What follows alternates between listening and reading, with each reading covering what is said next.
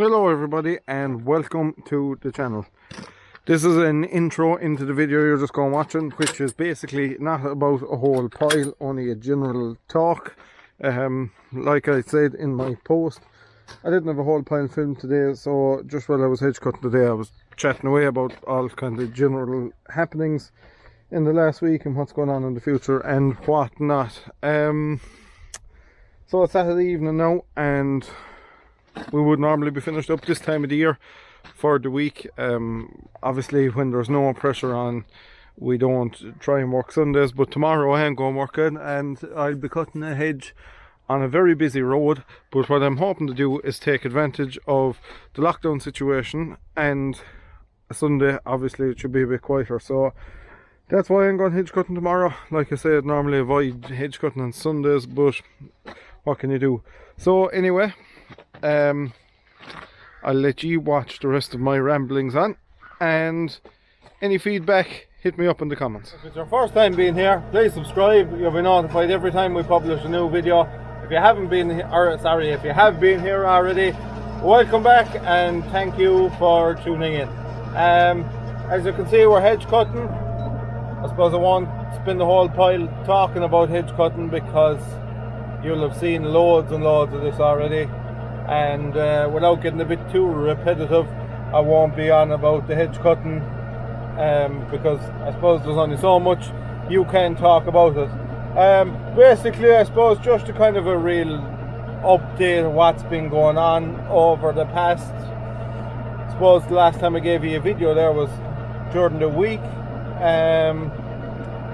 That would have been last weekend that video was made. So kind of what we've been up to this week really is, obviously the ground conditions have improved a lot with the frosty weather, so we've been doing a fair old shot of hedge cutting and a good bit of sawing, thankfully. But my father was off this week and he was able to do a good bit of the hedge cutting, which freed up a bit of time for me. And what I was at is, I was at the CVX 130 and it needed a few jobs done to it. What I was doing mainly is kind of getting her ready for slurry spreading, because I suppose she'll be on a splash plate tank. Once we get spreading, she'll be doing a fair share of the spreading. And I had no, my spool valves were giving trouble on her. If anyone knows obviously about them, they're electric and they're notorious for giving bother, especially in the tier 1s and the tier 2s. I don't think the tier 3s give as much trouble, but anyway, obviously from being idle they weren't working right, and one of them was kind of causing a bit of aggro with the tractor. It was knocking out the ECUs and stuff like that because there was a short in the canvas of it. So basically what we were doing is we took apart a couple of the spools. I took them all apart actually in the finish. I had a few various pieces at home to fix them, and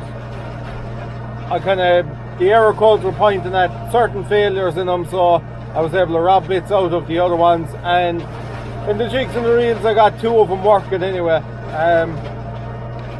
So that will be handy, and I'll send, I'm not sure where I'll send the other 2 away to be fixed. I know there's Breezelac in France and there is DK in the UK, but I'm unsure where I'll send it. So if anybody has any experience with sending them spools anywhere, let me know. One of them, I suppose I'll need to send the whole valve opposed to just the pilot head, because it was full of water, absolutely full of water. So I'm fairly sure the internals of that would probably be rusted up now and would need overhauling. So that was kind of her really. There's a diesel leak in her as well. One of the leak off unions was leaking, and you can't buy them individually off of case, unfortunately. They want you to buy the whole setup and it's quite expensive. So she's gone to a diesel specialist. He's going seeing what he has. He might be able to fix it, and he's going to give her a bit of a tweak, give her a bit more power. I was talking to a guy there through YouTube, and he was telling me they run a bit sweeter once they're opened up to about 160 that way. So we'll tune her up to that, and so that was basically her. Them spool valves are a funny enough kind of a thing. You can't swap one for another. You can't take one off another tractor and directly swap it because they're coded. I was talking to a guy during the week and he was explaining it to me. So one is coded, we'll say it's coded to, for instance, number 3, and if you put on 2 where 3 should be, they won't work. So they're funny enough that way. But what was playing up in mine was there's a black kind of a cover up on top of them, and it goes down into the valve and it reads off of the valve, and that's what was giving grief in 2 of mine. So I could swap them off of another valve and it worked. And like I say, I had 2 spare valves there that were giving other problems. So luckily that cured that and it got us out of a hole in them. But like I say, I'll send them off somewhere now in the next once things quieten down, I suppose, because obviously once they're taken off you can't use the tractor. So we'll send them somewhere. Like I say, if anybody there watching has experience and send them off somewhere, let me know. It'll be greatly appreciated. All in all, with all the frost, the ground actually isn't that dry. I suppose every time it thaws, it kind of wets the ground again. So I suppose conditions aren't actually ideal, to be fair. Could do with being a bit better, but you have to deal with what you have, unfortunately.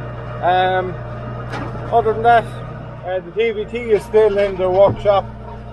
I'm waiting on parts for it. I suppose at this time of the year, really, when we're not stuck, I normally put my parts on the stock order, which in fairness it brings the price of the parts down an awful lot. You could save up to 25% on the price of the parts, so there's a considerable saving by doing it that way. And I've a few bits on like I say, on stock order. Once they come back, it's just a case of putting her back together really, and getting her out. I might do the hub seals, she's weeping a bit in the hub seals, and a few various bits and pieces like that. So we've about a week to go until we start slurry spreading, and like I said, if the conditions kind of stay ideal, it'll be perfect, but I don't think they will. I think it's the break next week, so however much rain will fall or whatever will happen after that, I don't know. So Friday is our opening date. I know other parts of the country are open a bit earlier than us, but it's from Friday we can go. And a few jobs to do, in fairness. There's a good few lads that conditions allow will go, and don't you know, getting closer to the time, and when the time comes there'll be a few more on. So I suppose for the first maybe weekend of it there, we'll have the 3 tankers out, I would say, definitely. And into the following week, who knows, might have 2 or 3 out, you wouldn't know. But I suppose there'll be more going on with the trailing shoe this year than have went out last year. It seems to be getting more popular. Anyone that's used it seems very happy with it. Personally, in my opinion, I'd be happy enough with it. I like it. I think it's a good way of putting out slurry. It's a good way of, how shall I put it, making the most of your grass, especially in your grazing season. What we noticed there with a few lads was they were kind of getting more, the paddock was being ate out, and they could spread a bit closer to when they were grazing it. Now I know a lot of people work off a rotation and it wouldn't massively affect you, because obviously you've a rotation of however many days, and it'll be that many days before you'll be around to the paddock again, so the slurry will be well washed out of it, or you know, down into it. But basically you're not dirty in the grass as much. With the trailing shoe, I don't know about the dribble bar. Anyone you're running a dribble bar there, how do they get on with it? What do they think of it? And what kind of macerator have you? I think the Mastics are probably the most popular one. I see the KME one, which is a Kerry made one, and I have to stick up for the locals, of course. Seems a very, very well made dribble bar. In fairness, I would, looking at it, I haven't looked at it up very close. I have seen the macerator and it seems a very good setup, so I suppose if I was to buy a dribble bar, that'd be the road I'd be going, but I've no intention of buying one for a few years yet. The day will come that the splash plate will be banned, I'd assume, so I suppose when that comes we'll have to do something, but I think before it's banned most people will be moved away from it anyway. Like I say, every year more people are going to the low emission spreading and seem happy to stay with it, so it is a good system. It has its downfalls, blockages and such, but not, in fairness, not too bad. Our first couple of days out we didn't get on great, more us than the machine. We hadn't our macerator set right and stuff like that, so that wasn't helping the cause. But once we got into the swing of it, we had no more macerator blockages. We had a couple of pipe blockages, but normally when the tank is filling I just free them in the yard anyway, so kind of you draw your rat stop. It would be a bit dirtier and you would get a bit dirtier at it than you would spreading with the splash plate, but like I said, it's the way it's probably going to go, so it's somewhere all of us are going to have to get used to. So that's kind of my rambling on, I suppose, for today, for this video. Like I say, I didn't have a chance to film much. It was mostly hedge cutting and I was fooling around with them spool valves and stuff. I had intended to record the spool valves, but it just didn't happen. So anyway, thank you very much for watching, and like I say, if it's your first time being here, please subscribe and give us some feedback on the channel.